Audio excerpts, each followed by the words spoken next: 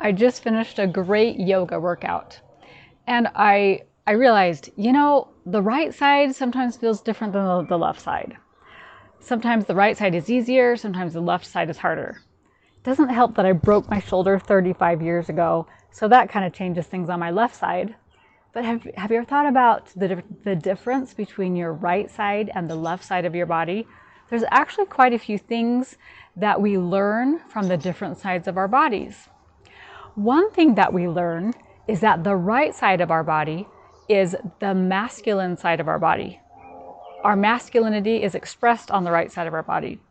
Also, we might have problems with the masculine people in our life if we have a problem on the right side of our body. And conversely, the left side of the body is the female, the feminine. So either we have something wrong with our femininity, or there's someone in our life that is female that we're having problems with, and that will show up as a disturbance on the left side of our body. The right side of our body is all about the future. So if you're thinking about a lot of problems in the future, if you have anxiety, if you're always thinking about, oh, what's going to happen tomorrow or next week or 10 years away or the end of my life, that would be a right body problem. If you're thinking about the left, you can guess this is the past, what's already happened, what you're still ruminating on, what you haven't been forgiving or forgiven of in the past. That will show up on the left-hand side of your body. You can mix the two together. So you have either a feminine part of you or the past or some feminine person in your life that's bothering you. And then on the right side, you might have a masculine representative of someone in your life or yourself and the future that has to do with something in the future that's bothering you. Maybe in the future, you're worried about something that's going to happen with you and your spouse.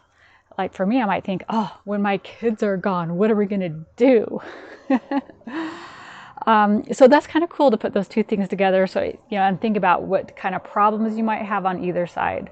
So if you have like a hurt toe on your right-hand side, like for me, sometimes it's an ingrown toenail, and I'm thinking, what in my future on the right-hand side is causing pressure for me, and what maybe is a male in my life that's giving me problems? And if I have an ache on my left, I guess that was the right-hand side that I just said. If I have an ache on my left-hand side, what has happened in the past? What female is giving me problems right now? Or just a feminine side of myself that I need to nurture or pay attention to. You've heard about like the left brain, right brain, which they say is scientifically not really true, because they say our brain isn't really divided into the left hand and the right hand like we like to think, but that there are parts and pieces all over your brain. So you can't really say left right brain. Though we like to think of it as being the left brain is your logical side, your analytical side. And the right brain is the creative side, the one that likes to imagine and daydream up things, where you get good ideas for things. So sure, we can think about that. The left brain, the right brain, and are you nurturing both of those? Do you have plenty of creative thinking that you can have in your life? Do you also have the analytical, maybe STEM kinds of thinking that might be helpful on the left-hand side of your brain in your life? Sometimes we can get overly creative and we get stuck there, or we get overly analytical and we get stuck in our brain just thinking, and it doesn't really help us. So I like to think both left, right. How is that helping us? This might be kind of funny, but what hand do you eat dinner with? Do you eat particular food with one hand or the other? Does it slow you down to eat with one hand or the other? And what might that mean?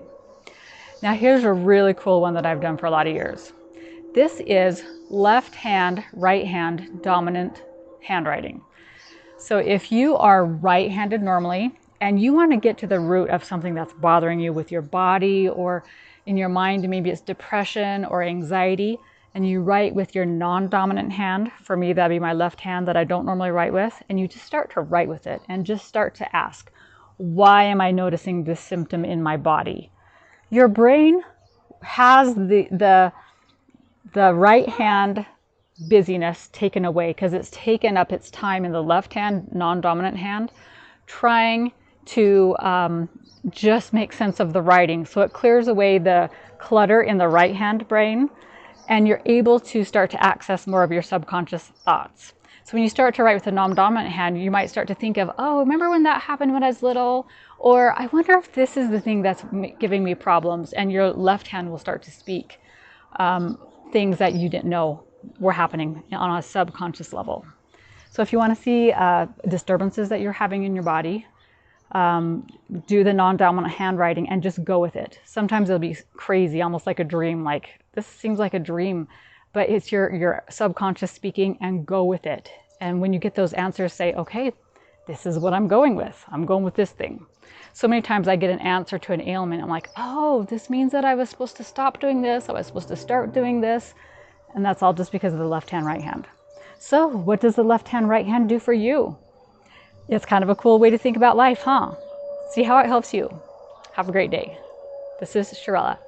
And go check out my 91-day health challenge to get moving your body, to be eating better, and to be getting better self-care at www.honeydewhealthin91.com.